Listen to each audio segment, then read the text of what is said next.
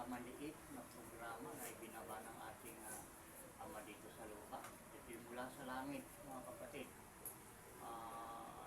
Walang sawa na nagpaparating sa inyo ng yung original at tunay na mabubuting balita, mga kapatid.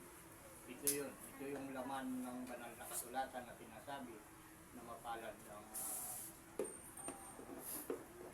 nagbabahagi o ang paa na nagdadala ng mabubuting balita, mga kapatid. At sa inyong lahat ng mga nakikinig sa palatuntunan ito ng ating Ama, lumikha ng lahat ng mga bagay na nakikita at hindi nakikita.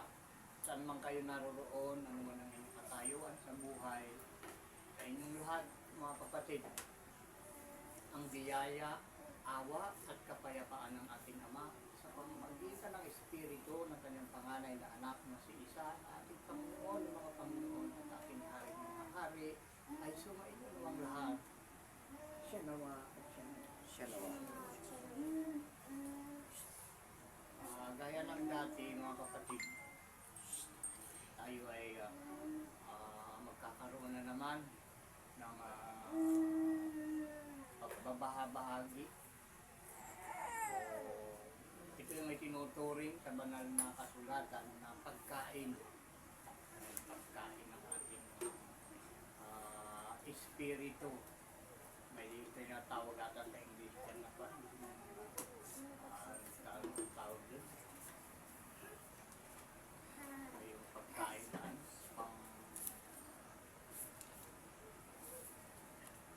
pagkain na pangloob.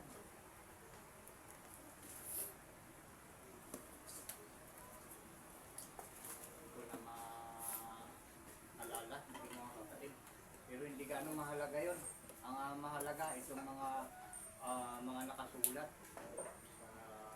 sa aklat ng buhay, mga kapatid. Ito, inuulit ko, pinapakita palagi sa inyo. Ito yung aklat ng buhay na nandito ang mga dapat natin malaman, pangbatagpuan natin ang kabuuan ng ating hinahanap sa buhay. Ang akala lang natin, ang hinahanap natin ay yung trabaho na may kita. Diba? Dahil maraming trabaho ang karamihan walang kita sa trabaho.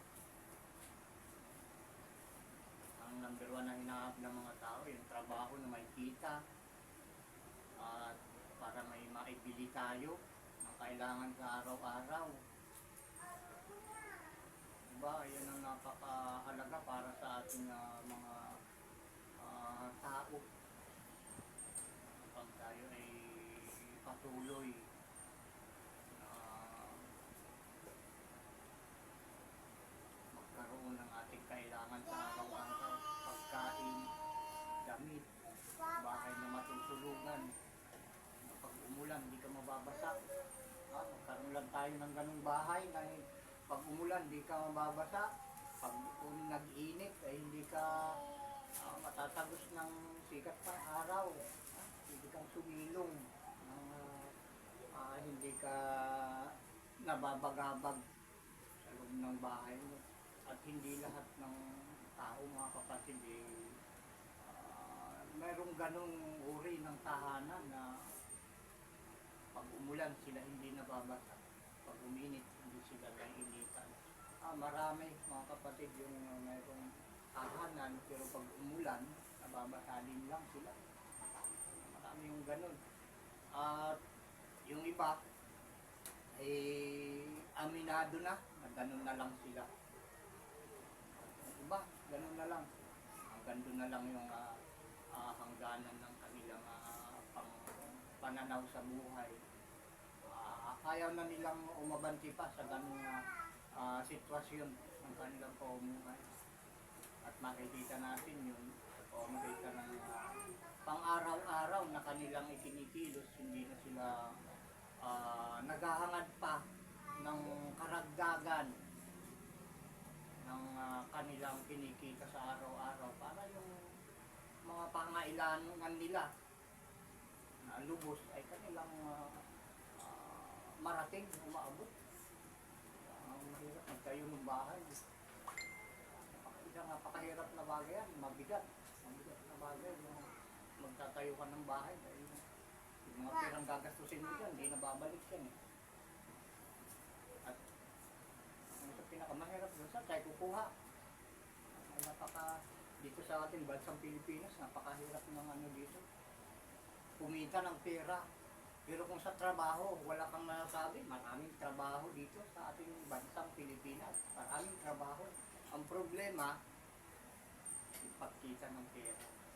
Ang kulang. Lalo maraming ipinagbabawal ang ating gobyerno. Diba? Para sa atin na mga dukha, o may mga nakikinig na dukha, pagaya ko, na dukha mga kapatid. Ay ang kinabubuhay nating number 1, lalo dito sa mga sabi nila ay liblib na lugar. Ang pangunahing pinamumuhay natin dito sa ating mga pamilya, binubuhay. At sa ating ding sarili ay yung pagtatanim. Diba? Ngayon, paano tayo magtatanim kung wala namang lupa? Paano naman tayo magkakaroon ng lupa? Bawal naman yung pagkakainid, di ba?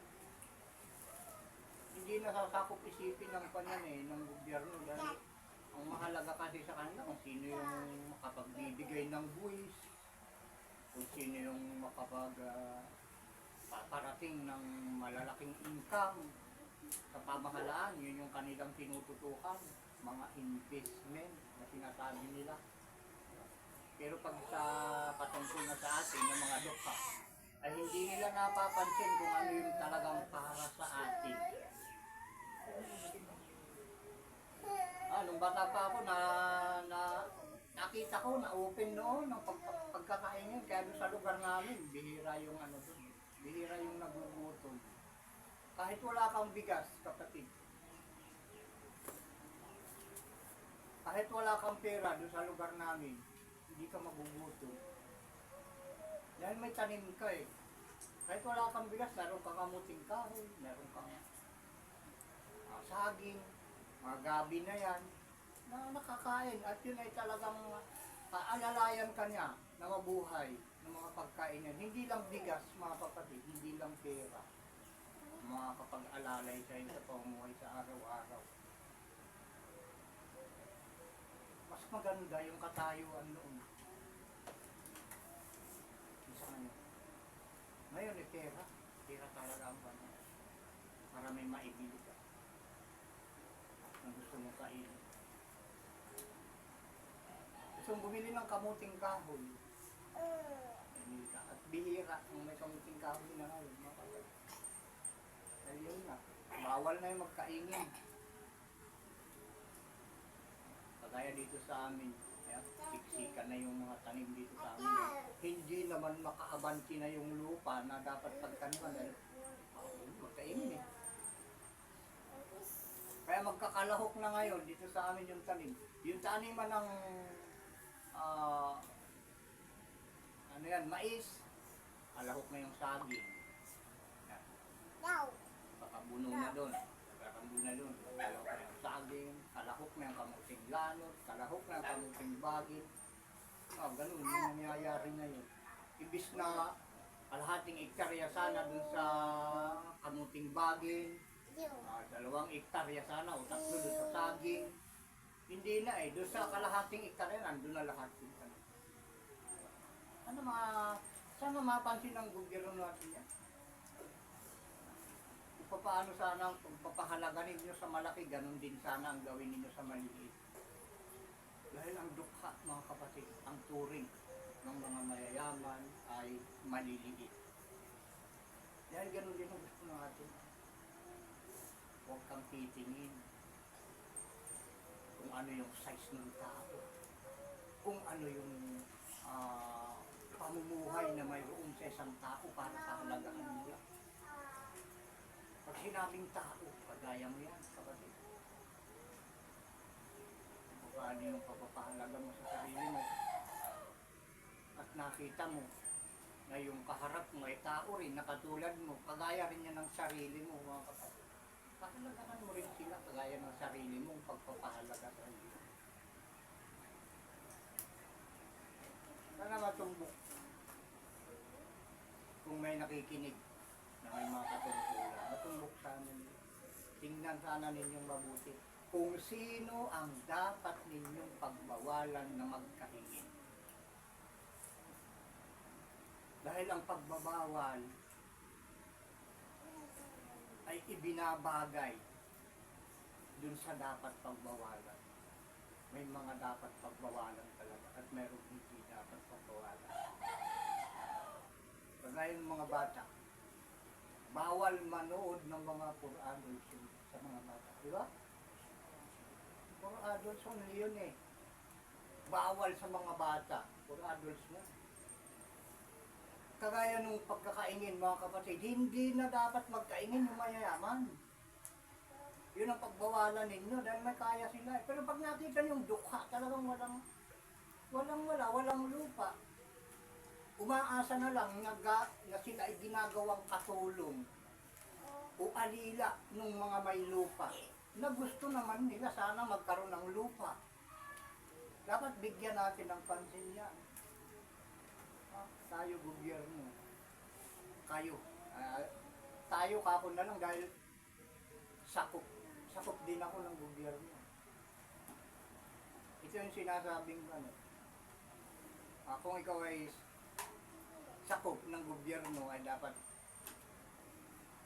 mayroon ka din ibinabahagi sa gobyerno dahil sakop ka. Marami kasing hindi napapansin ng gobyerno mga kapatid. Hindi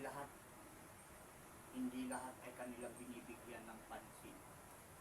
Hindi uukulan ng atensyon yung mga bagay na maliliit. Na yung maliliit, yun yung mahalaga sa ating Ama. Dapat kung sino yung pinakamaliit, yun yung pinakamahalaga sa atin. Siya Kung sino yung pinakamababa, doon nakatutok ang paningin ng ating Ama. Bigyan kita ng isang halimbawa, ikaw ay may katungkulan na kikinig. Saan nakatira yung mga maliliit? Yung mga dukha. Sinasabi, isang kahig, isang tuka. Sabi nga nila, sa laylayan daw, nasa laylayan. Ibig sabihin, nandito sa mga sulok-sulok. Malalapit sa mga kabundukan. Diyan naninirahan yung mga dukha, mga kapatid. At tingnan mo, pag pumasyal ka sa mga ganyang lugar, bihira, yung may mga magandang katulad. Karamihan mga pulit-pulit yung damit. Yung ginagamit pa rin. So, buti pa nga yung mga ukay, yung mga pinagsawaan na ng mga may kaya sa buhay. Ang gaganda pa. Isa sa damit namin ng mga dukha, mga kapatid. Punit-punit na, may mga butas na. Ginagamit pa. Lang yung mga may kaya sa buhay, napakagaganda pa. Tinatapon na, pinapamigay na. Pagdating naman doon sa mga dukha, ay bibilihin. Ay binibin ka sa mga dukha. Napakagaganda mga kapatid. Yun lang ang ating mga kapatid. Kailangan ipabatid din. Hindi lang tayo na nakikinig.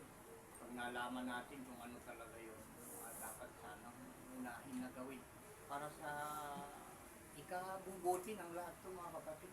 Ikaw na nagtuturo at sila na tinuturuan mo. Sila makikinig. Papaalala at papakita ang mga dapat mo. Yun yung mga problema, mga pambansang problema para sa kaayos ating bansang ginagalawan. Napakarami ang nahihirapan mga kapatid. At walang pakialam dyan yung mga mayayaman. Sa kahirapan, wala silang pakialam. Dahil hindi naman lang nararanasan. Pero hindi palagi na hindi ninyo mararanasan ang kahirapan. Kasi sinasabi ko sa inyo, ang dukha, malayo yan sa kaguluhan. yung kami na tunay, dahil ang tunay na dukha talaga mga kapatid, walang lupa. Walang masasabing lupa. Sariling lupa. Dahil pag may lupa ka, sinasabi, yan, mga titulado na yan. Yung lupa mo na yan. Pero ganun pa man, ito rin na sinasabi ng gobyerno sa iyo na yan dahil may titulo na kung bakit taon-taon ata nagbabayad ka pa rin ng tao doon, milyar. Milyar ba tawag doon? Siya nawa. Sa iyo na nga, kung bakit nagbabayad ka pa sa gobyerno. Diba? Yun ay dapat ipaliwanag din sa sinabing sa iyo na may titulo yan. Patunay na sa iyo. Bakit? Taon-taon o kaya buwan-buwan na merong binabayaran ka. Nagbuwis.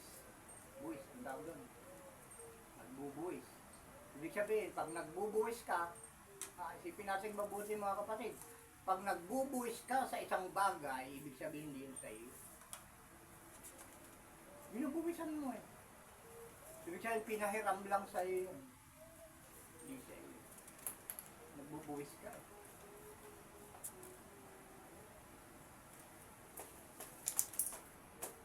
Ba't ka magbabayad pa kung sa iyo yun? Meron yung mga meron yung mga ipinag-uutos sa atin na sabi niya ay ambag sa dapat ambagan at buwis sa dapat buwisan. Meron yung mga bagay kasi na binubuwisan na hindi na sana dapat buwisan. Hindi ba sana kung asinsado yung bansa na nagpapatupad ng ganung mga klase ng buwis. Mga sobra-sobrang buwis hanggang ngayon naman naghihirap pa rin yung mga humihingi. Yung mga bansang humihingi ng buwis. Di ba sana ganun yung ginagawa? Basta maunlad yung bansa. Hindi na kung saan-saang bansa ba nagpupuntahan yung mga tao ng bansang yun. Diba? Kung saan-saan nagpapaalipin. Samantalang ang buwis isagad-sagad. Makarami. Sabi mo buwis ang dami. Taon-taon. Sa sidula na lang, bilyon na ang buwis ko. Sa tindahan. Sabi pa lang ng sari-sari ito, kailangan may buwis ka dyan. Napakarami. Ewan ko saan napupunta yun. At hanggang ngayon, baga, tayo nakalubog pa rin sa utang. At yung ating mga kababayan, kung saan ang ibang bansa napapadpad, at doon nagtatrabaho, naghahanap ng ikabubuhay ng kanilang mga pamilya. Dito sa ating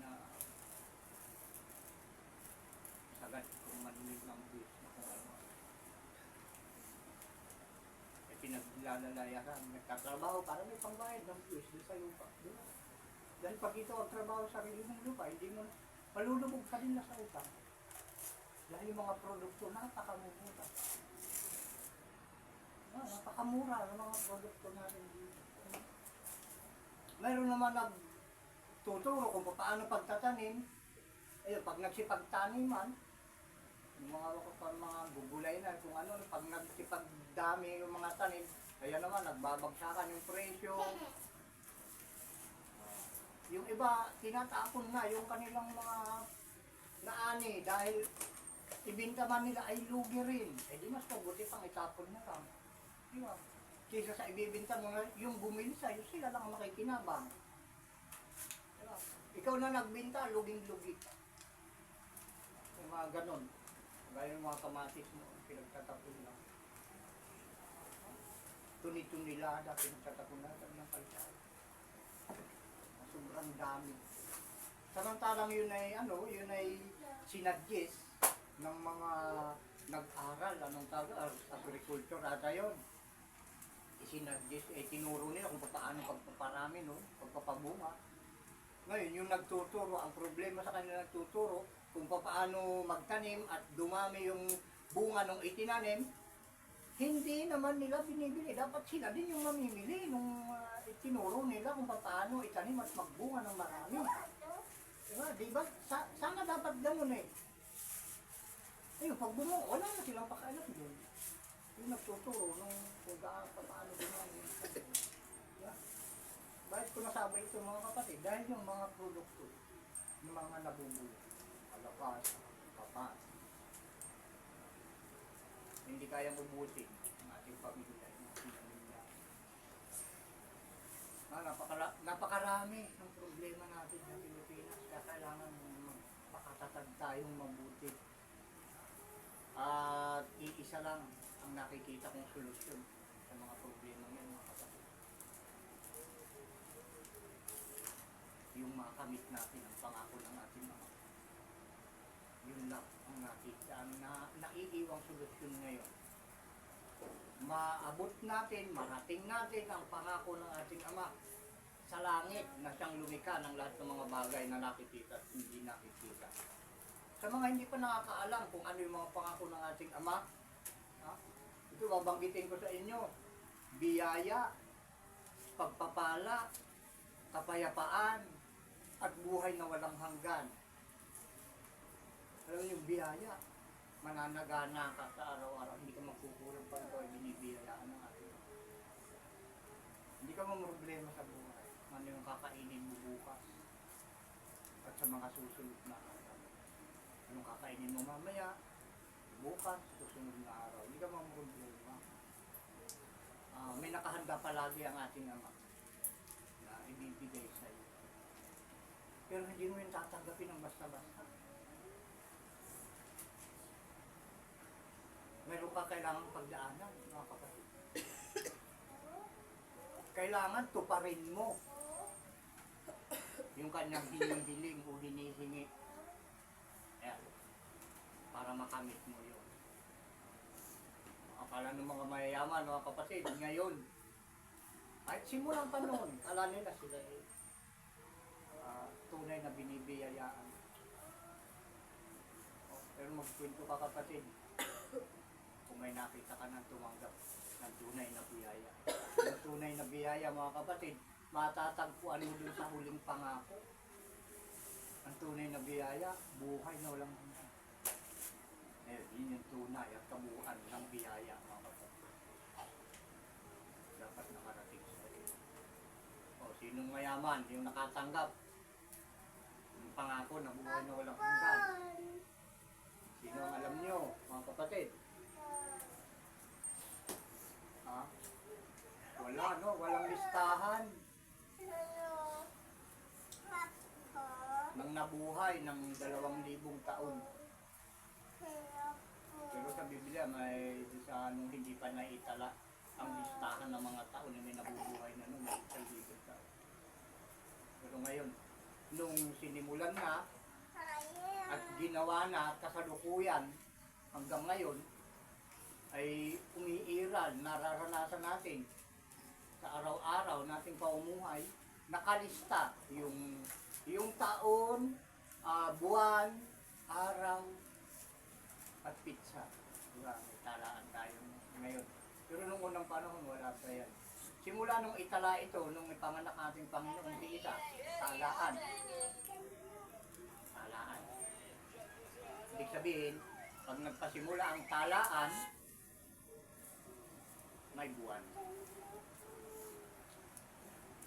May listahan ng taon, buwan, araw at pitsa. Ayan, ganun din yung oras. Kung talagang hihigpitan mo kasi oras. Kailangan, nakatala-tala. Ganun kasi yung cellphone ngayon, mga kapatid. Pag pinicture mo yung isang bagay, nandun kung anong taon yun, kung anong araw yun, kung anong oras, kung anong minuto yun, nandun, di ba? Ayan, dapat ganun ang mangyayari. Kahit din sa kaso ata, ganun din. Tatanong kung anong oras nangyari, kung anong araw yun inaganap, kung anong taon, anong buwan. Susubsugin yun eh. Napakahalaga nun, mga kapatid. At ito nga, yung binabanggit natin na bago natin ito makamit, ay kailangan gawin natin yung hinihingi, hinihiling, at iniuutos ng ating Panginoon si Ikaw, Ama. Yan yung isang topic natin ngayon, na yun palang hinihingi at hinihiling, magkaparas ba yun? Siya daw. Hinihingi at hinihiling. Ay, magkaiba. Magkaiba po. Yung hinihiling ay yung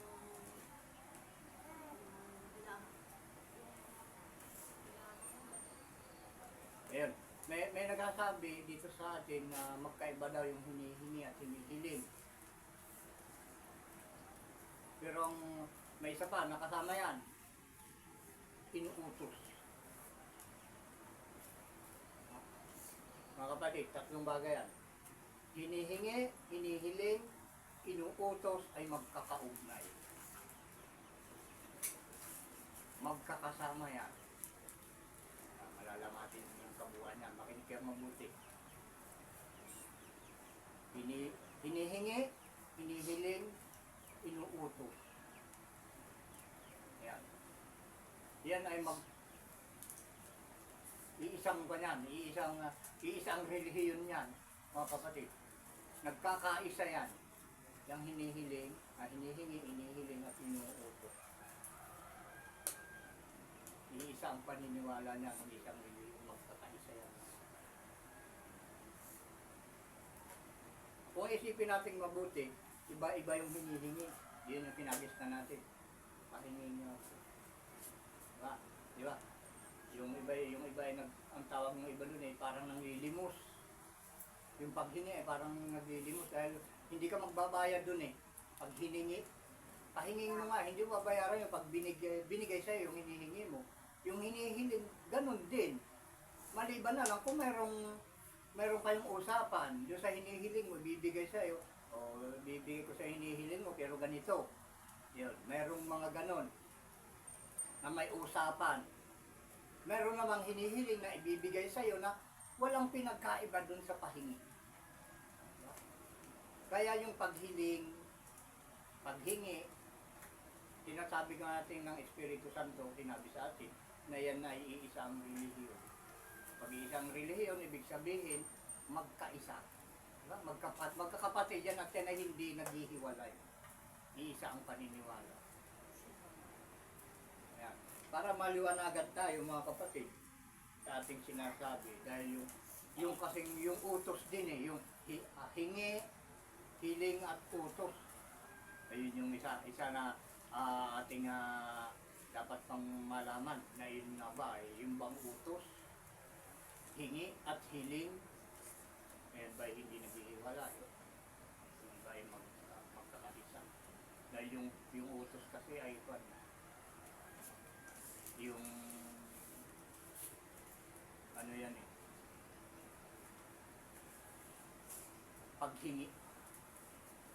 paghingi ng umuutos sa iyo.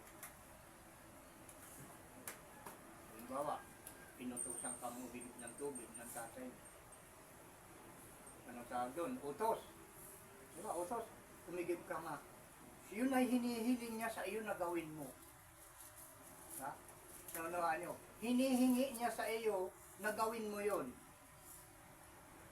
Kaya yung utos, kasama nung hiling o paghingi. Yan. Naunawaan nyo na? Sanawa. Pag inutusan ka, hinihiling nung umutos sa iyo. Hinihingi niya sa iyo na gawin mo. Ibigay mo. Pag ginawa mo, ibinigay mo sa kanya yung kahilingan niya na yun ang gawin mo, yung bagay na yun.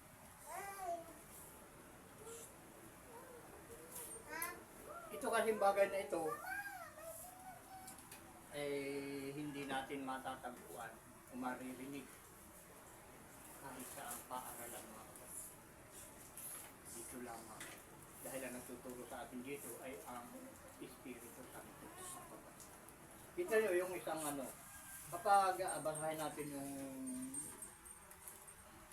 pag binabanggit kasi sa akin to ng Espiritu Santo ay inililista ko kapag mahaba. Dahil yung iba hindi ko nababanggit lahat pag hindi ko inililista. Sabi dito, ang paghingi ba o paghiling ay magkahalintulad. Kahalintulad ba sa utos? Kapag humingi ka, kapag gusto ng hinihingian mo, bibigyan ka. Nabigyan ka, at bibigyan ka kung gusto nung hinihingan mo. O hinihilingan mo. Siyempre, bibigyan ka pag gusto. At ang utos, kapag narinig mo, kung gusto mong gawin, gagawin mo. Ibig sabihin, ibinigay mo sa nag-uutos ang hiniling niya na gawin mo. Ayun. Hiling, tanda natin buti. Hingi, hiling, at utos. Pari-pari siya. Naghihingian sila. Humihiling. Utos ay isang hiling, bagay na hiling.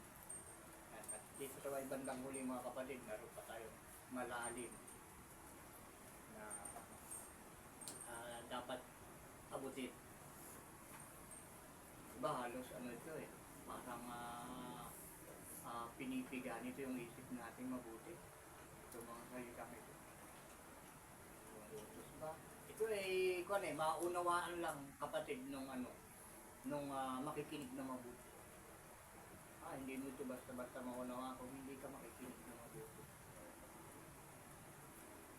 Dahil ang karunungan at kaalaman ay nagmumula sa nagtuturo. At ito ay naiipasa at naibahagi sa nakikinig.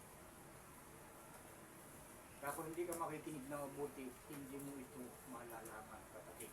Kaya sinasabi ko palagi, na ulit-ulit, na ang pinakamahalaga sa palatuntunan ito ay ang makinig. Makinig na mabuti. Siya nawa.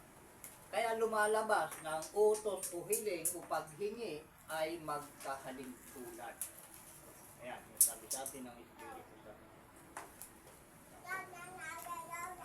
O yung sa parte ng hiling, ito yan, babasahin natin doon sa Galatia 2:10.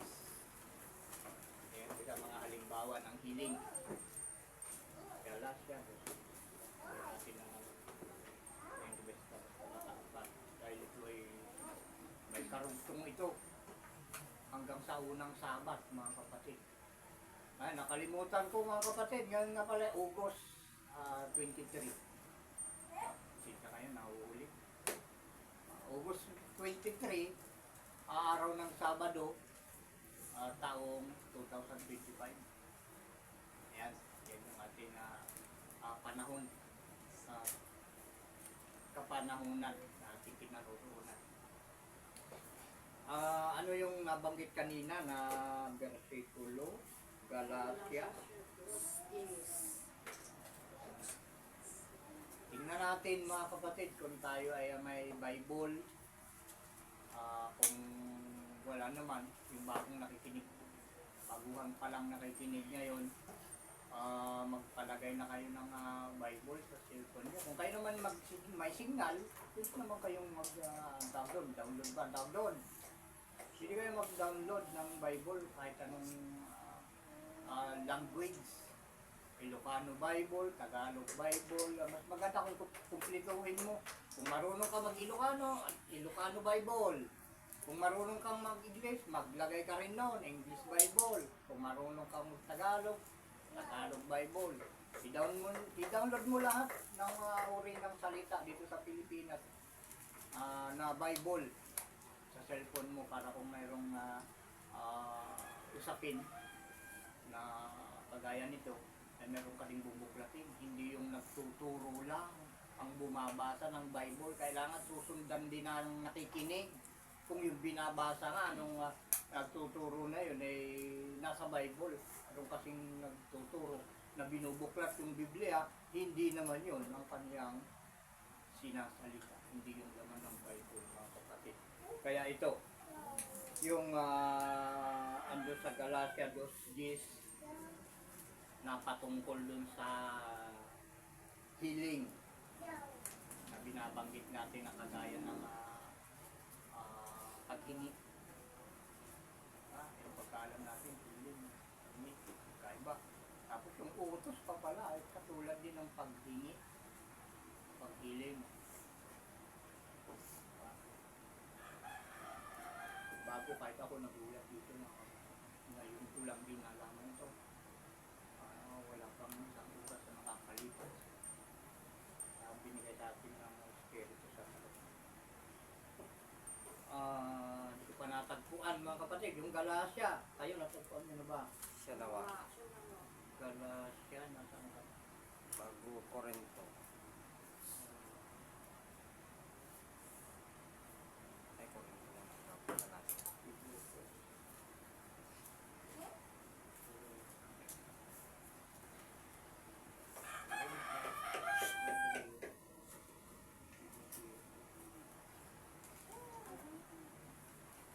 Tagal, mga kapatid. Galacia. Ayun, bukan natin. Galacia 2:10. So, tingnan natin mga kapatid, batahin natin. Ngayon lang natin ito na natagpuan. Kita nyo, ang kanila lamang hinihiling, tama ba? Nasa Bible nyo? Hiling ay aming alalahanin ang mga dukha na ang bagay ring ito'y aking pinagsisikapan gawin. Yung paghiling, hinihiling, ang sabi dito ni sino bang nagsulat nito? Si Pablo. Ayun, nakapanan dun sa sa uno. Sulat. Ang sulat ni Pablo sa mga taga-Galacia. Ayun. Ang kanila lamang hinihiling ay aming alalahanin ang mga dukha na ang bagay ring ito'y aking pinagsisikapan gawin. Diba? Ang may pinakaiba ba dito man? Yung utos. Yung sa hiling. Diba? Katulad na nun. Yung paghingi naman, yung paghingi, hinihingi ng mga tao, hinihiling, iniuutos. O, lumilinaw na ata mga kapatid. Hinihingi, hinihiling, o iniuutos na aming alalahanin ang mga dukha. Ano na, malapit na ba? Hinihingi, hinihiling, at iniuutos, malinaw. Sino magkakaparehas. Yan, para mas lalong kapanipaniwala mga kapatid.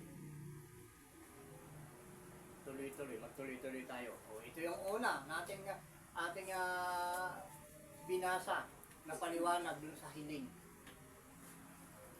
Hingi. Malinaw na. Yung hiling at paghingi,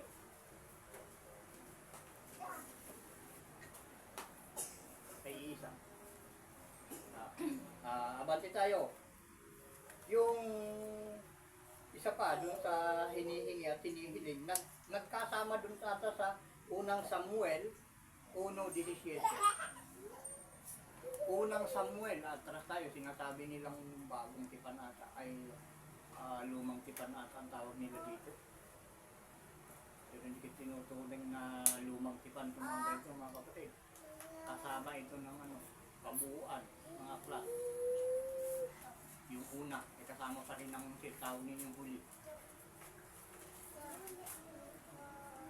Samuel, parang pambihira natin itong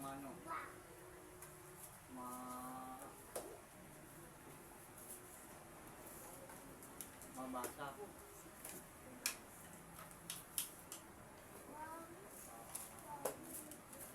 Unang Samuel 1:17. Nakuha na natin.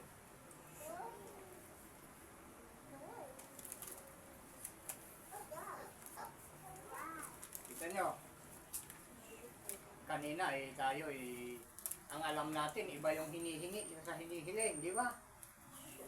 Ayun, basahin natin dito sa unang Samuel 1:17. Kung natagpuan na natin.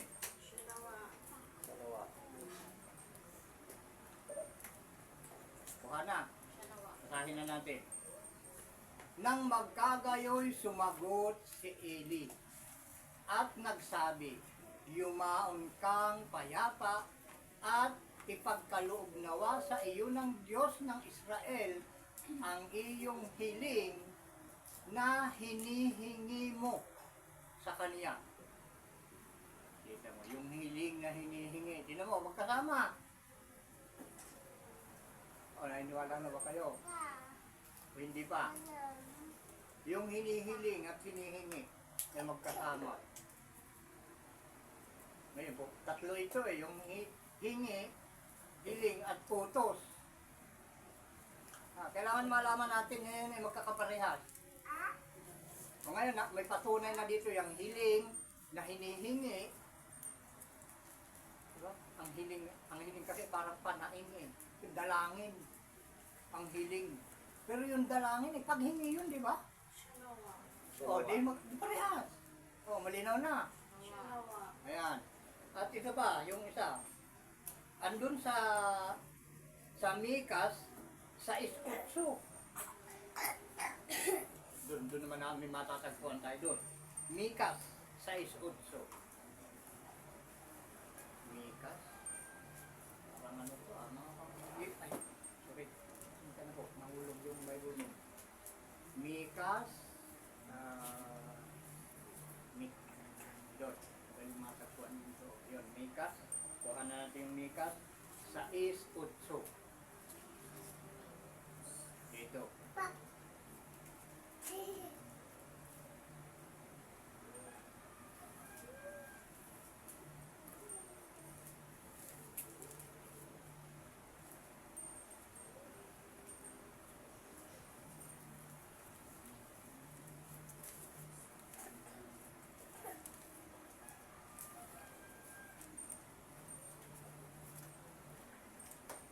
Kuha na natin. Mikas sa Iskutso. Basahin na natin. Pati na nakuha.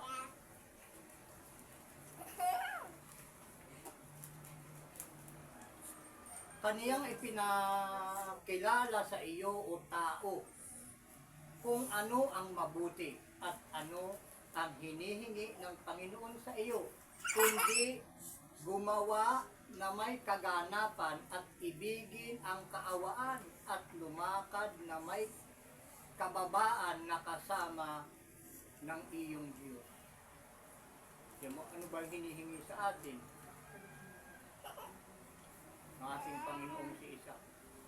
Kanyang ipinakilala sa iyo o tao kung anong ang mabuti at ano ang hinihingi ng Panginoon sa iyo, kundi gumawa na may kaganapan at ibigin ang kaawaan at lumakad na may kababaan na kasama ng iyong Diyos. Pagkasama ka ng Diyos, anong gagawin mo pagkasama ka niya? Ikaw ba ay magiging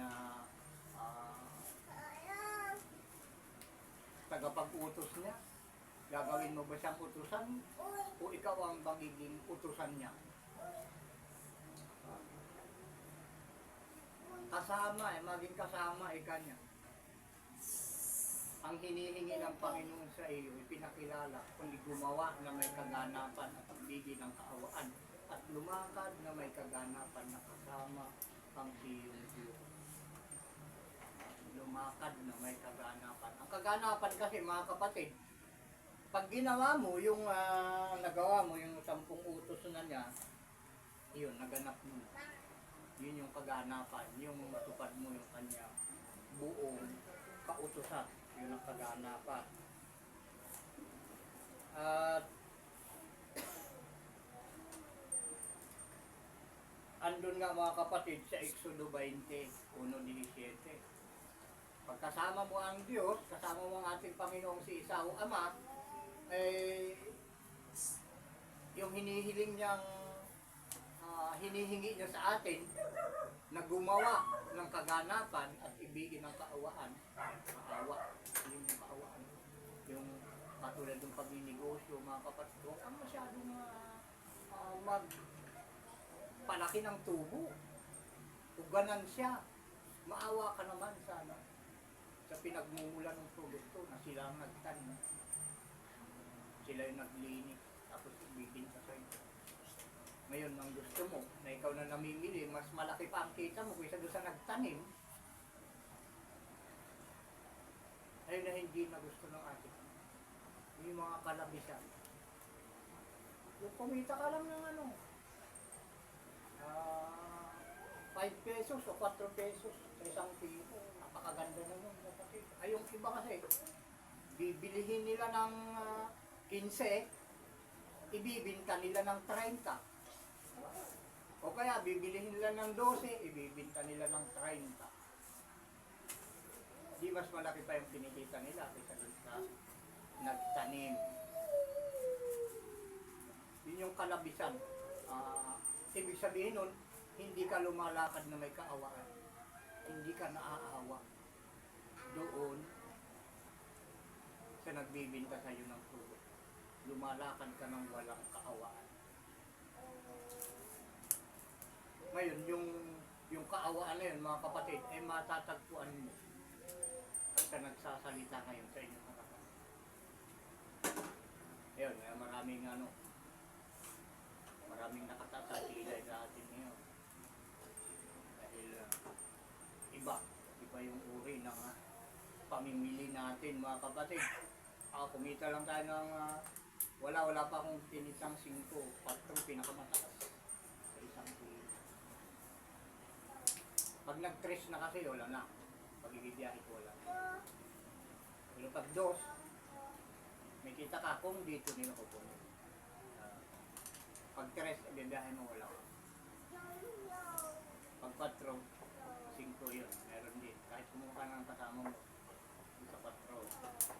Pero pag nag-3, wala na. Sarilihin mo na lang lahat ng pagod. Pagkakarga, ano dyan. Kaya yung kaawaan, mga kapatid, makikita mo at mararamdaman sa isang tao. Sa negosyo pa lang nila, mararamdaman mo na kung sila may awa. Sa mga pagbibilay, pamimili nila at pagbibinta, doon mo mararamdaman yung awa. Dapat ikaw na nagbibinta, alamin mo rin kung ano yung talagang pinagbibintahan nila. Makikita mo sa cellphone yan, i-research mo, marketplace, mapangka, malalaman mo rin. Kung ano ba talaga yung nangyayari.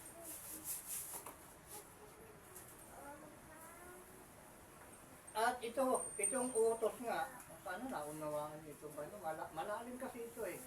Pero hindi lang ito, may sa susunod pang Sabado, mayroon pa. May karugtong pa ito mga kapatid.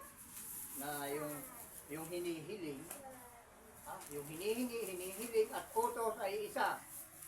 Siya nawa. Ayan. Nawaan na nandito sa harap ng ating bahay dadangin yan.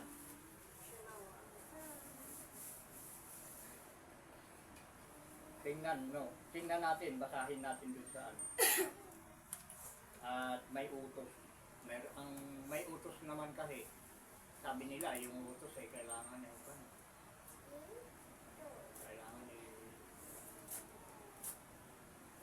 gawin mo talaga, hindi kagaya ng paghingi na hindi ka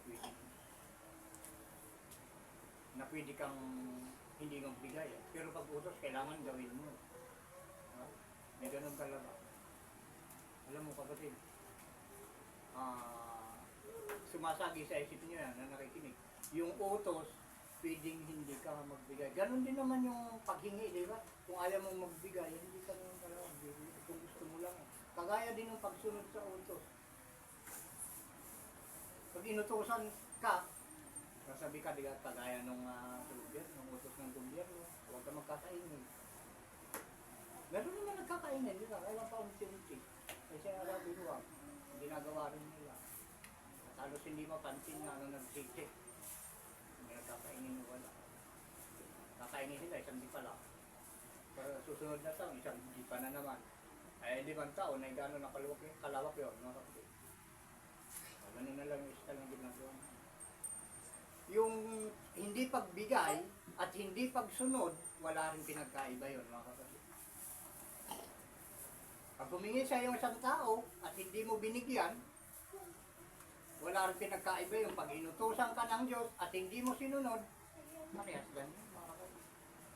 Pag humihingi kasi sa iyo ang isang tao at ikaw ay may karapatan o kaya mo na ibigay yung hinihingi niya, ay huwag mong ipagkait. Dahil may kaparusahan doon, mga kapatid. Kagaya ng utos ng ating Ama, Hindi siya mag-uutos sa tao na kanyang nilikha kung hindi nila kayang gawin. Lahat tayo na inuutusan, nakakarinig ng utos ng ating Ama, lahat tayo ay kaya natin itong gawin. Siya nawa. Alam niyo, isang tao hindi hihingi sa'yo kung hindi mo kayang ibigay. Kung hinihingi mo. Pero may limit. May limit lang kasi mga kapatid. May mga ano yan, may mga antas ng pagbibigay. Depende. Hindi ka paniniwala. May mga dahilan. Yun. May mga dahilan yung pagbibigay at hindi pagbibigay. Ngayon, kung sa utos ng ating Ama, wala kang maidadahilan. Ayun, yung mga pinagkaiba lang yun. Yung utos ng ating Ama, wala kang maidadahilan. Dahil may utos ng kapatid. Na pwedeng sundin, hindi dapat sundin. Kahit hindi sundin, pwede. May utos na may batas. Tingnan natin dito sa sa Levitico 22:4 hanggang 9. Atras na naman tayo mga kapatid.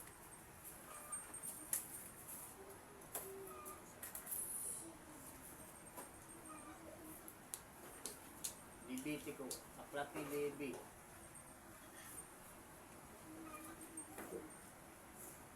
Parang ano to, magaramdam ko ay mahirap maunawaan ang karanasan na ano,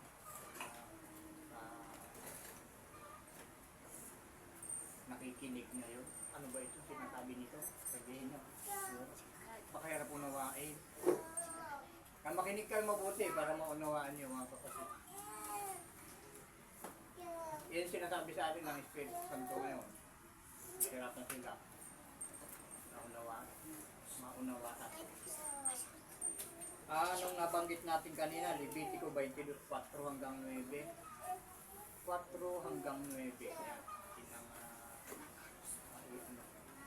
Yun, okay.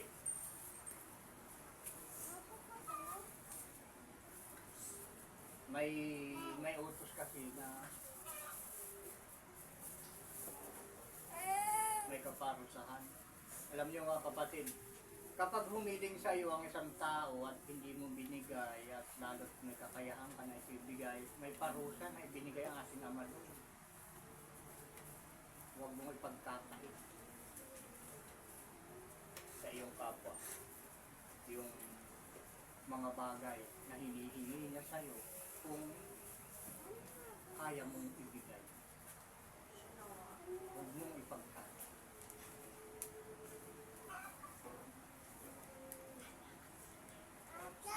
Kaya isipin natin na yung palang hindi pagbibigay ay siya yung mag-uudyok ng ikagagalit na nag-uutos sa atin na tayo ay magbigay, tayo ay sumunod. Kagayan ko ating babasahin sa Levitico 4:22, 4 hanggang 9, basahin natin. Sino mang lalaki sa binhi ni Aaron na may kitong o may agas, alam niyo may ibig sabihin ito, kitong o agas. Yung agas kasi yun yung yun yung na nakunan sa babae, nakunan yung namatay yung anak sa loob ng tiyang. Kitong yun yung sakit na alam natin yung kitong yun, pero kahit niya paliwanag, alam natin yung sakit na kitong, napakasikat itong sakit na ito nung unang panahon pa man. Hanggang ngayon kinakatakutan ito mga kapatid, kung ito ay dumapo kahit kanino man tao o kahit hayop pa ata, may ganito rin. Siya nawa. Sino mang lalaki sa binhi ni Aaron na may kitong o may agas ay hindi kakain ng mga banal na bagay. Utos ito mga kapatid. Hanggang sa siya'y malinis at kang humipo ng alinmang bagay na karumal-dumal dahil sa patay o lalaking nalabasan ng binhi nito. Kuwan mga kapatid, itong nalabasan ng binhi, kuwan ito, ito'y usapin na hindi dapat marinig pa ng mga kabataan. Ha? Kaya babanggitin lang natin. At ito'y hindi na dapat paliwanag sa nakakarinig mga kabataan. Kita na po. 5 na tayo. O sino mang humipo ng anumang umuusad na makapagpaparumi o lalaking makakahawa dahil sa alinmang karumihan niya. Ang lalaking humipo ng gayon ay magiging karumal-dumal hanggang sa hapon at hindi kakain ng mga banal na bagay maliban na maligo siya sa tubig. Alam niyo isang banal na bagay mga kapatid. Andito. Itong pag itinaas mo sa harap ng ating Ama, sinihandog mo sa Kanya, pag ibinaba mo sa harap ng ating Ama, yun ay nagiging banal. Itinaas na bagay. Pag inahandog mo sa ating Ama, tinaas, tinuro mo kung ano yung mga inahandog mo, yun ay nagiging banal na bagay. Lalo kung yan ay ginagawa sa araw ng paghahandog. May araw at oras ng paghahandog mga kapatid. Ang araw ng paghahandog, bigyan ko kayo ng isang clue o kasagutan. Kung anong araw ng paghahandog, Biyernes ng hapon, alas 6 mga kapatid. Yun yung araw at oras ng paghahandog. Kompleto na yon. Biyernes ng hapon at alas 6. Yun yung araw at oras ng paghahandog sa atin. Kaya anumang bagay na itinaas mo, inhandog mo sa ating Ama at isinuro mo kung alin pa, yun ay nagiging banal mo. At papakinggan ka ng ating Ama kung ikaw ay sumusunod sa kanyang buong kautusan. Siya nawa. At nalaman mo na ang kanyang bagong pangalan. Pinaalam na sa iyo. Lahat ng ginagawang banal ng ating Ama ngayon dito sa huling araw, kilala at alam nila yung bagong pangalan ng kanyang panganay na anak. At sila lang ang may kapamahalaan na makapaghandog. Hindi kayang gawin ito ng iba. Hindi nyo pa ito gano'ng mapapansin ngayon. Pero darating, tandaan nyo ito mga kapatid, kayo mga nakikinig, darating ang araw at oras, tandaan nyo ito, na itong palatuntunang ito, mag-uunahan kayong lumapit. Siya na nga. Tandaan nyo mabuti yan, i-record nyo itong pinasabi.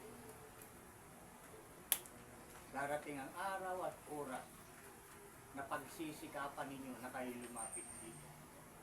At sana, yung panahon na yun, yung oras na yun mga kapatid, ay mayroon kayong pagkakataong makalapit. Dahil may araw at oras na makakalapit lamang dito ay yung mga tinatakan ng ating Panginoong Isaw Ama sa kanilang mga noo ng kanyang bagong pangalan at pangalan ng ating Ama, na walang iba kundi Ama. Yun lang yung mayroong karapatan na makalapit. Kaya kung kayo nakikinig na palagi dito pagsikapan niya, dahil sa pagdating ng araw na sinasabi ko at oras ngayon, magkakaroon ka ng pagkakataon na makalapit. Dahil lang nandito lang, makakalapit lang dito, sila lang, ito walang kasamang kasinungalingan mga kapatid. Dahil dito sa programang ito ng ating Panginoong Isaw Ama, bawal ang sinungaling. Kaya lahat ng pumapasok dito na nagsisinungaling, pinalalayas ng ating Ama.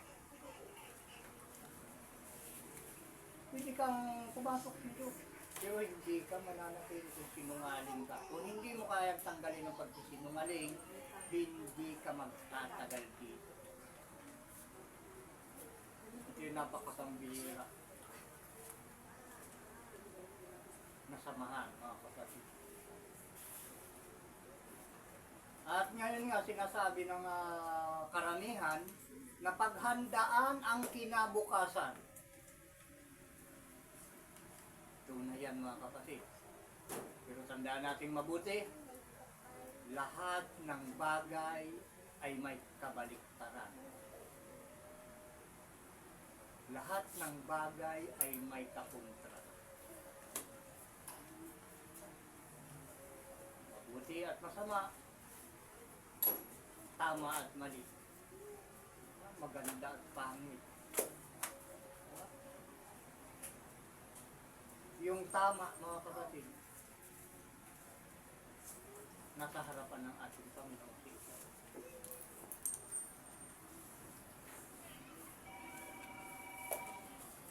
Yun yung kanyang mga utos at mga salita.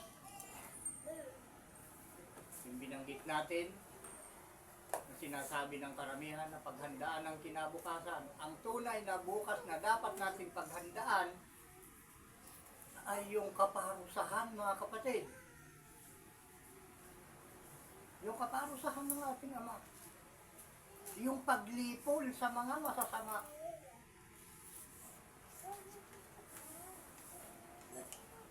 At pag-alis ng mga makasalanan.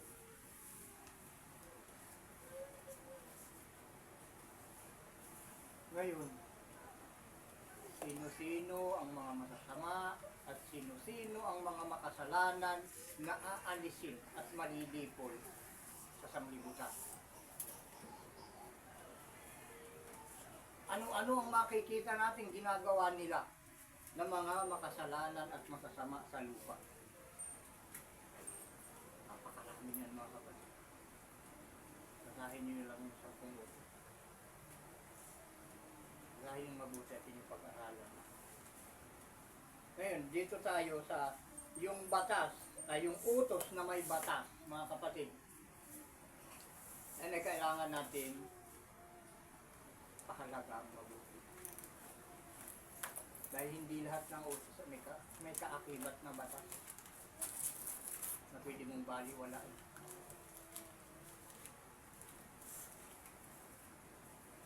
Sana yung utos ng ating Ama dapat pahalagahan ito ng tao. At kailangan ay huwag nating baliwalain ang utos ng ating Ama. Dahil tayo ay nabuhay ng dahil sa kanyang mga salita. At tayo rin ay papatayin sa pamamagitan din ng ganun ding bagay. Salita niya rin. Yun yung hahatol sa atin. Sa mga masuwayin, mga makasalanan at masasama. Kaya malinaw na yung kasamaan ay ang pagsuway sa buong kautusan. Ngayon, ito yung linalaman nung Levitico. Nabasa na ba natin lahat? Di pa po. Hanggang saan tayo kanina natapos? Sa is? Sa is. Dito na tayo sa 7. Hanggang sa 9 tayo, mga kapatid. At pag kalubog ng araw, ay magiging malinis siya. Ayun, sa hapon, paghahandog ka. Hindi ka kasi pwede maghandog sa ating Panginoong Isa o Ama ng anumang bagay kung hindi ka malinis. At hindi ka malilinis kung hindi doon sa hapon, Biyernes ng hapon. Dahil pwede ka lang ihandog kung ikaw ay malinis na. Pwede ka rin maghandog kung ikaw ay malinis na. Nakapaligo ka na, mga kapatid. Kaya may paliligo tayo dito sa Biyernes ng hapon. Magsimula sa alas 12 yan hanggang sa alas 6. Kailangan malinis ka na, alas 6, malinis ka na dahil maghahandog ka na. 5:30 pa lang, kailangan malinis ka na ng hapon. May laharap ka sa Ama, maghahandog. At tayo maliligo sa tubig ng buhay. Ayan, yan yung inihandog din nung nakaraan, Sabado sa ating Ama. At sa ikawalo, di ba, natapos na ba? Di pa tapos yung 7. Sa paglubog ng araw ay magiging malinis siya at sa pagkatapos ay makakakain ng mga banal na bagay sapagkat siya niyang tinapay. Yung pinakatinapay. Kaya sinasabi ko mga kapatid dito, may napapansin. Ayan, yung mga tinapay na walang daya. Natin sa ating Ama. Dahil ayaw ng ating Ama na madaya. Ayaw na ng darugat sa Ilocano. Ay, yung darugas kasi, yan ay yung pasinungalingan. maghahandog tayo ng tinapay sa kanya, yung walang daya. Hindi kagaya ng pandesal, na mga munay na yan, kung titingnan mo kalalaki, di ba? Pero pag ginanon mo ang liit naman, madaya, hangin yung laman. Ha? Kalahati hangin. Ngayon, ito nga inahandog natin sa ating ama ng tinapay, ito yung mga papansin, napakita natin. Ayan, inahandog natin yung tinapay na walang daya. Ayan.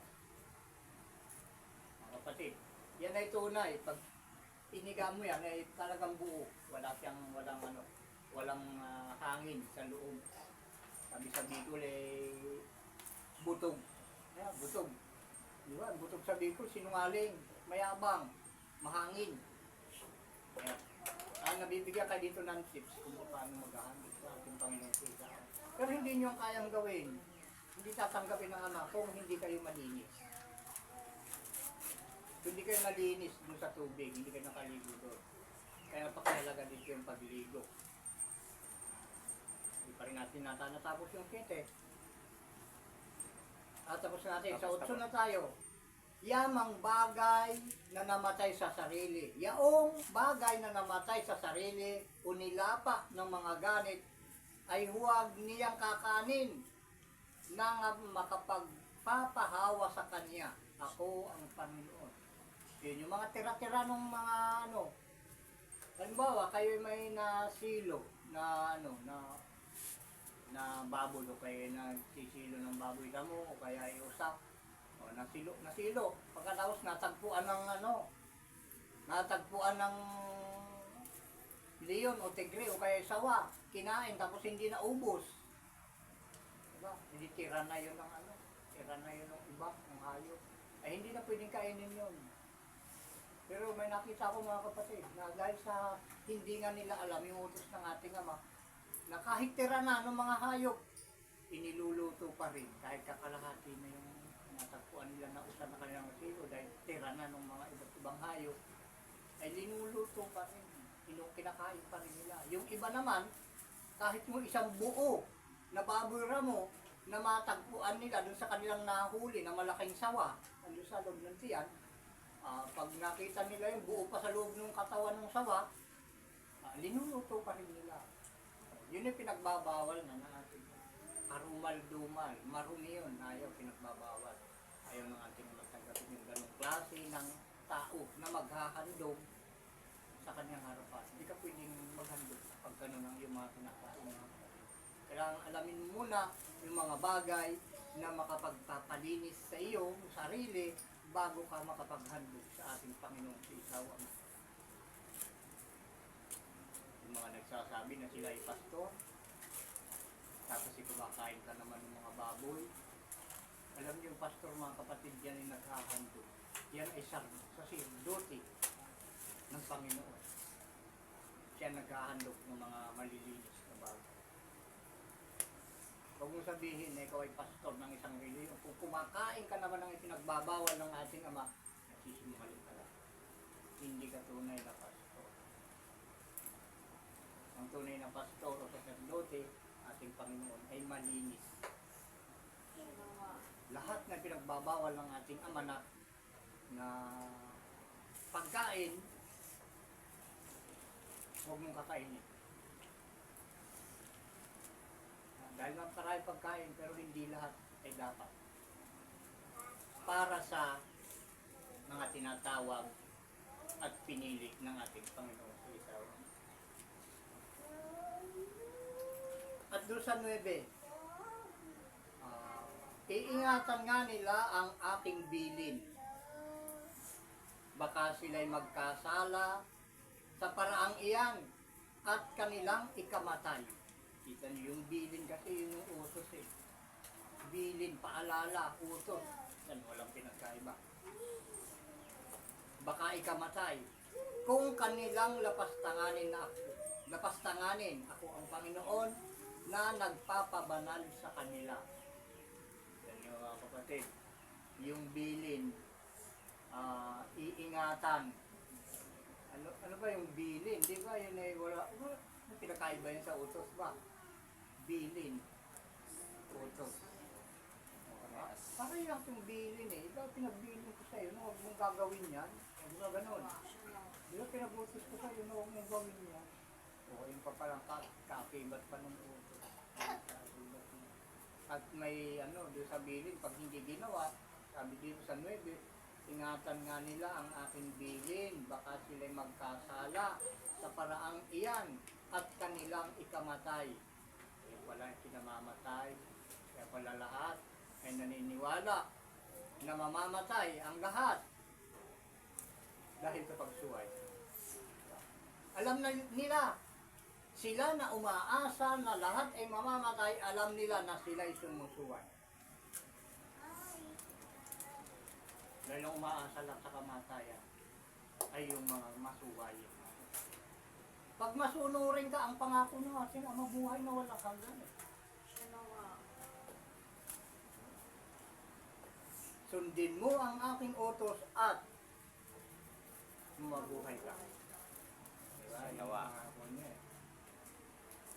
Kaya yung umaasa na ang lahat ay mamamatay, sabi nga sa akin, lahat mamamatay. Ika nila.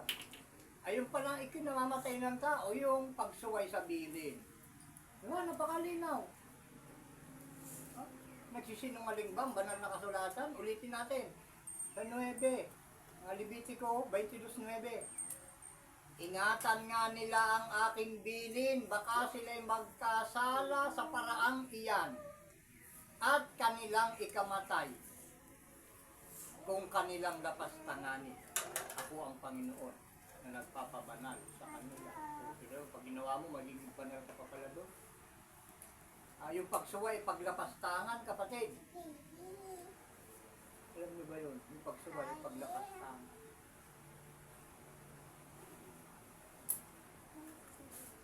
Parang mas masakit kasi pakinggan yung paglapastangan. Diba? Pero yung masuwayin, parang mas magaan pakinggan. Pero yung katotohanan, mga kapatid, yung pagsuway at paglapastangan ay iisa. Diba?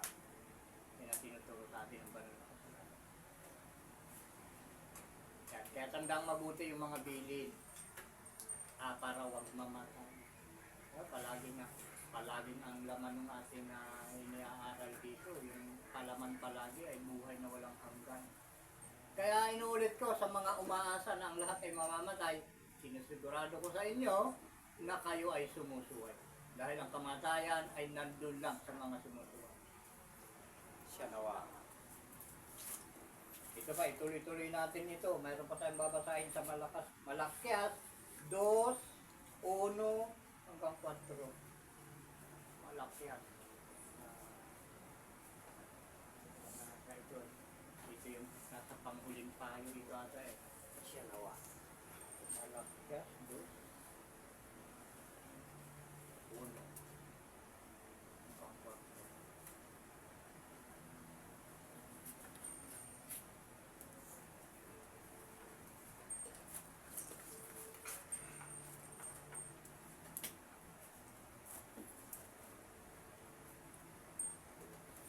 Ayan. Ito nasa kung na ito. Baka sakaling matutunan natin na kapatid na pagtuunan ng pansin yung buong kautusan dahil dito sa mensahe. Malakyas 2:1 hanggang 4. basahin na natin. At ngayon, o kayong mga saserdote, ang utos na ito'y sa inyo. Kung hindi ninyo didinggin at kung hindi ninyo ilalagak sa inyong puso upang bigyang kaluwalhatian ng aking pangalan, sabi ng Panginoon ng mga hukbo, magpapasapit niya ako ng sumpa sa inyo at aking susumpain ang inyong kapalaran. Oo, akin na silang sinumpa. Sinumpa na yung mga kapalaran ng mga saserdote. Alam niyo yung mga saserdote, yung tawag ng iba dito, mga pari. Diba? Tingnan niyo, sinumpa yung mga kapalaran. Ngayon, yung pangako ng ating Ama na buhay na walang hanggan, yung mga saserdote, nakakarating ba? Diba? Pag nagkakasakit, yung mga saserdote ngayon, yung mga pari, ay humihiling sa sanglibutan na ipanalangin sila. Abay, sunudan naman, yung mga taga-sanglibutan, pinapanalangin, kanya-kanyang panalangin. Ay dahil nga sa isinumpa na ng Ama, sila, ano silbi ng panalangin, di ba? Ay maligtas, ipinapanalangin na maligtasan, malampasan yung mga karamdaman na binigay sa kanya ng Ama. Ano nangyari? Doon nang namatay din. Dahil yung sumpa, sabi ng ating Ama, ay sinumpa na yung mga saserdote. Aking susumpain ang inyong kapalaran. Oo, akin na silang sinumpa sapagkat hindi niyo inilagak sa inyong puso. O yung kanyang mga utos hindi nilagak ng mga saserdote. Unang-unang pinag-uutos sa mga saserdote, huwag kang sasamba sa mga larawan na ginawa ng kamay ng tao. Diba? Ay, yung pinagagawa naman nila sa mga tao, sumamba sa Diyos-Diyosan. At binibinta pa nga nila yung mga Diyos-Diyosan, mayroong maliliit, mayroon yung napakalaki na halos hindi mabuhat ng isang tao. Diba? Yung mga ganong gumagawa ng ganon, yun yung mga isinumpa na ng ating Ama. Yun yung nakasulat. Diba? Babasa lang natin. Siya nawa. Ituloy natin sa 3. 3 na ba? Siya nawa. Siya nawa. Narito, aking sisirain ang inyong binhi at magsasabog ako ng dumi sa harap ng inyong mga mukha at sa makatuwid bagay ang dumi ng inyong mga kapistahan at kayo'y pawang ilalabas na kasama niyaon. Yung kapistahan kasi, ang mga pinapipistahan ngayon, unang-una nilang pinapatungkulan yung mga nilalagyan ng dekorasyon yung mga simbahan, ilinilibot yung mga ribulto, diba? Yun yung mga kapistahan, karumihan ng kapistahan na number 4. At inyong malalaman na aking ipinasugo ang utos na ito sa inyo upang ang aking tipan kay Levi ay manatili, sabi ng Panginoon ng mga hukbo. Alam nyo, itong Levi, sinasabing itong utos kay Levi. Yan, maktahan natin mabuti itong patro na ito. Upang ang ating Panginoong Kristo dito, inyong nalalaman na aking ipinasugo ang utos na ito sa inyo upang ang aking tipan kay Levi. Yun yung spelling. L-A-V-I. Ay manatili, sabi ng Panginoon ng mga hukbo.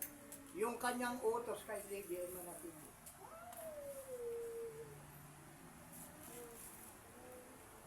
Kilala nyo, sino itong Levi na ito? Sa atin dito,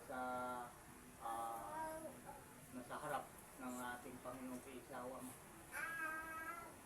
Kilala nyo ba si Levi? May nakakilala sa inyo kay Levi. Sumagot, kung wala, di tuturo ko, papakilala ko sa inyo. Wala. Wala? Wala? Ito, papakilala ko sa inyo. Tingnan yung spelling. L-A-V-I. Ito yung nickname niya. Levi. Tingnan nyo yung kanyang mga kautusan doon sa Leviticus. Kailangan manatili. Tingnan nyo, nandun yung kanyang mga batas. Leviticus. Kahit unahin natin doon sa 1, Leviticus 1. Hanapin natin. Kay Levi. Ayan. Malakyas dito kasi sa Malakyas, andito yung ito na yung nandito na yung ito yung panghuling payo, nandito na yung last na ito. Paalala noon sa mga unang tao no, hindi pa itinatala ang talaan ng taon, buwan at pitsa. Wala pa ang ating Panginoon. Hindi pa siya sinugop ng ating Panginoon. Si Isa o Ama, yan ay iisa eh. Dahil yung kapangyarihan ng ating Ama, yun nga ang ating Panginoong si Isa na sinugop dito sa lupa. Yun yung kapangyarihan at ang karunungan ng ating Ama. Tingnan nyo. Unang buklat pa lang. Levitico 1. Ano yung pamagat nating mababasa? Ang batas ng handog na susunod. Tingnan nyo, batas. Diba? Ang sabi dito sa Malakias 2.9 ay 2.4 na binabanggit at inyong malalaman na aking ipinasugo ang utos na ito sa inyo upang ang ating mga tipan kay Levi ay manatili. Sabi ng Panginoon ng mga yung kanyang tipan, yun yung kanyang mga batas na nakasulat sa aklat ng Leviticus. Dito. O, tingnan mo doon sa 2. Ang batas ng handog nakakaini. Tingnan nyo, mga batas ito mga kapatid. Pag sinabing batas, hindi dapat suwayin. Dahil ang batas mga kapatid, may kaakibat na kaparusahan kapag ito ay iyong sinuway. Alam nyo ba yun mga kapatid? Pag sinabing batas, dapat sundin yan. At kailangan ito ay manatili ang aking tipan upang ang aking tipan kay Levi ay manatili. Itong mga batas na ito mga kapatid, basta sinuway mo, itong batas na ito, may parusa na darating sa inyo. Sa bawat isa sa atin na susuway sa batas na ito, o yung batas na handog na susunugin,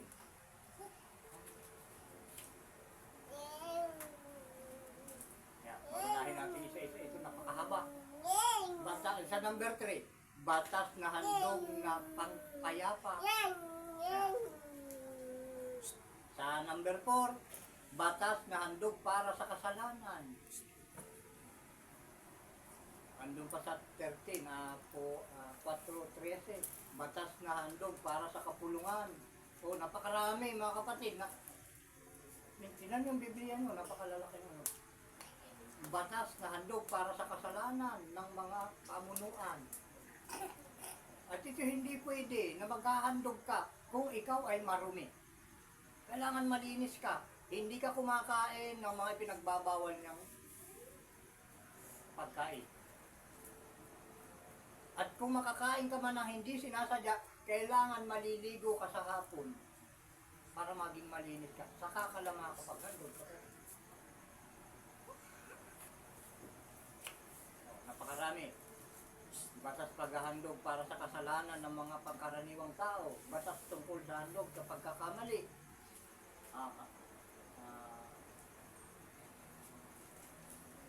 Napakarami pa.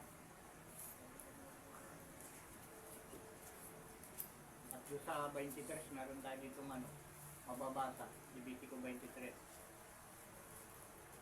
Tingnan natin.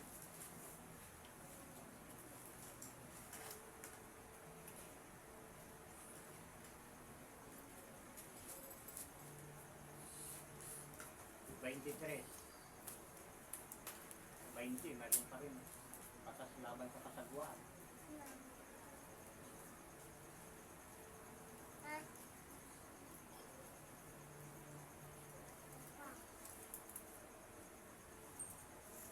Utos upang tuparin ang batas ng kalinisan. Ito sa 23, tingnan nyo, andito na. Nagtipon-tipon na rito. Basahin natin pabagat ng 23. Batas tungkol sa pistahan ng reliyon, Sabat, pista ng Panginoon, pista ng mga sangsinugo, araw ng pagsisisi, pista ng tabernakulo. Tingnan nyo, ang dami. Yung mga paraan na may batas na dapat gawin ng isang relihiyon. Diba? Batas tungkol sa kapistahan ng relihiyon. Dahil may pista talaga. Pista ng balag, mga kapatid. So, malapit na naman kami dito. Sa ano ba yan? 2028 pa yan. Pista ng balag. Sabat. pista ng Panginoon. Pista ng Panginoon yung Pasko, mga kapatid. January 14 yun.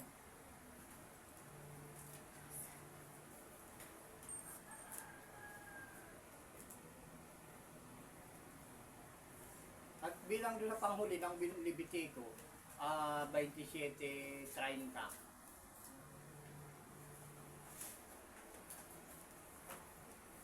Iwan na natin. Batas tungkol sa mga Pangako. Levitico, this is 27:30. Batas tungkol sa mga buwis. Ayan. Batas tungkol sa buwis. So, dapat alam din ng gobyerno ito. Yung mga nagpapatupad ng buwis. Kita nyo, ito yung karugtong ng ating isulat nyo ito. Ito yung isa sa karugtong na miminsahin natin dahil babangkitin uli yung ikasampung bahagi sa unang Sabat.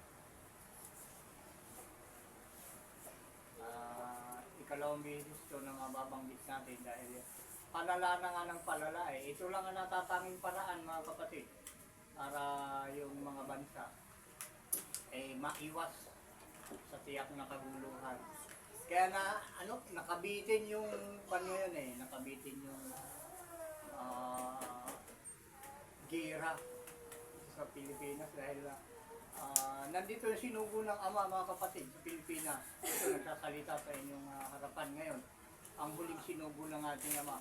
Kaya yung lahat ng mga pagbabanta na yan ng China dito sa ating Pilipinas, puro nakabitin. Dahil ito, hindi niyo ba pinagtutuunan ng pansin itong sinugo ng ating Ama dito sa huling araw. Ngayon, lahat gusto ko ipaalam sa inyo. Maliliit pa at malalaki, dapat malaman ninyo ito. Mayaman ka man, ulog ka. Kailangan malaman ninyo ito. Maputi ka man o maitim, kailangan ninyo ito. Sinasabi ko, mga kapatid, hindi ko kailangan ang sanglibutan. Ang sanglibutan ang may kailangan sa akin. Siya nawa. Yan utos ng ating Panginoong si Ama sa kanyang mga sinugo. Huwag kayong makipagkaibigan sa sanglibutan. Dahil pag ang pakikipagkaibigan sa sanglibutan ay pakikipag-away sa Diyos. Sana mapansin ito ng may mataas na tungkulin. Pero sana sa pagpansin ninyo ito, mapansin ninyo ito, kayong may mga tungkulin, pagbutihin ninyo, ayusin ninyo itong punong ito. Dahil ito ay nangangailangan ng kalinga ninyo. Kayong mga namibinuno sa bansang ito, kayo ay dapat diligan ito, mga kapatid. Itong programang ito, inuulit ko sa inyo, ito ay isang puno. Kung gusto nyong mamunga ng mabuti ang isang puno, linisin nyo ang puno at inyong diligan, mga kapatid. Dahil kung ito'y pinabayaan ninyo, hindi ninyo ito pinansin, magbubunga ito ng masama at kayo rin lang ang kakain. Siya nawa. Siya nawa. May sinasabi ko sa inyong lahat, ang magpapakita dito ng mabuti, mapapabuti. Ang magpapakita dito ng masama, mapapasama. Siya nawa. Siya nawa. Dahil yan ang pangako sa atin ng ating Ama, lahat ng magagalit sa iyo, mapapahiya. Parang baliwala lang, di ba? Kung nagsasalitang ito sino ba yan? Clipper lang yan. Nasasabi ko yan yung mga kapatid. Para wala kayong maipula sa ating Panginoong si Ama pagdating nun sa itong kaparusahan. Bago mangyari ang kapahamakan, sinasabi ng ating Ama ngayon kung saan tayo pupunta, kung saan tayo paroroon, para tayo ay hindi masakop ng kapahamakan. At itong linyang ito, itong daang ito, ang sinasabi ko sa inyo na dapat ninyong lakaran. Nag-iisa lang ito mga kapatid. At wala nang iba. Kaya nga tinawag ko ito na huli. Huling sugo na nagsasalita sa inyong mga kapatid. Ang pinakamababang sugo mga kapatid. Pinakamaliit na sinugo ng ating Panginoon sa dito sa huling araw. Kaya lahat dito, pinapaliwanag natin, lahat ng kailangang gawin ng tao, sinasabi natin. Lahat ng dapat ikilos, lahat ng dapat kainin, lahat ng dapat gawin, lahat mga kapatid, para tayo ay kalugdan ng ating Panginoong Tiyaw Ama, at tayo ay kanyang kubiran ng kanyang mga pakpak sa tiyak na kapahamakan. Siya nawa. Na mga kapatid,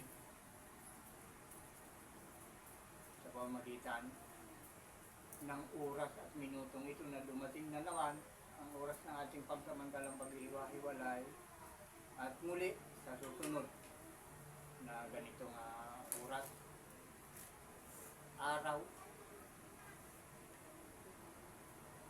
at panahon, tayo ay muling magkikita-kita dito rin sa programang ito, mga kapatid. Kaya sana, kahit pa paano, nagkaroon kayo ng kaunting liwanag sa daan ng inyong linalakaran. Dahil ang kadiliman, mga kapatid, ay nandito sa sanglibutan. At lahat, halos, ng nabubuhay ngayon, ay nadidiliman ng kanilang isipan. Hindi alam kung saan at kung ano ang tunay na dapat gawin, mga kapatid. Napakarami na ang naidadagdag sa mga pinagis na nating mga kasalanan. At ang dapat sana mangyari ngayon, mga kapatid, yung mga kinagis na natin ng mga maling gawain na siyang kinaroroonan ng ating mga kasalanan ay dapat mabawasan at totally na mawala na mga. Huwag nang dagdagan, bagkus alisin yung mga kasalanan na ating kinagis na. At yung mangyayari lamang, mga kapatid, sa pamamagitan ng pagtupad natin sa buong kautusan ng ating Panginoong si Isa o Ama. Sa inyong lahat na walang sawang nakikinig sa programang ito ng ating Panginoong si Isa o Ama, ang biyaya, awa at kapayapaan ng ating Ama sa pamamagitan ng Espiritu ng kanyang panganay na anak na si Isa na ating Panginoon ng mga Panginoon at ating Hari ng mga Hari ay sumain niyo ang lahat. Siya nawa. Siya nawa. Yung magpapatotoo, mga kapatid, pakinggan nyo rin.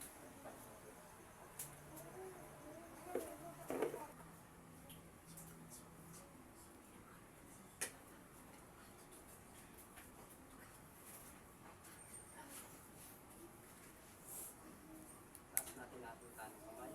Sabay-sabay tayo magpapatotoo. Ang magpawalang halaga sa kautusan ni Moises sa patutuo ng 2 o 3 saksi ay mamamatay na walang awa. Kaya kami po ay nagpapatotoo at sumasaksi na ang mga salita na inyong narinig na mula sa bibig ng huling sinugo ng Ama sa pamamagitan ng Espiritu ng kanyang panganay na anak, ang ating Panginoong si Isa, ay pawang tapat at totoo, na natatanging gawain at hakbangin tungo sa pagbabalik loob sa Ama at pagbabagong lahi na ayon sa kalooban at buong kautusan ng Ama sa langit.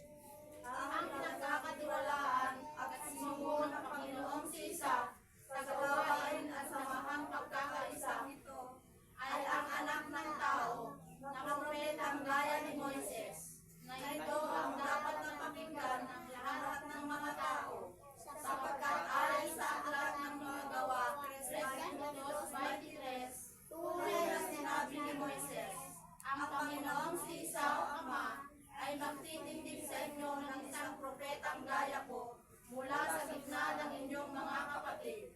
Siya ang inyong pakinggan sa lahat ng mga bagay na sa inyo'y sasalitain niya. At nangyayari na ang bawat kaluluwa na hindi makinig sa propetang iyon ay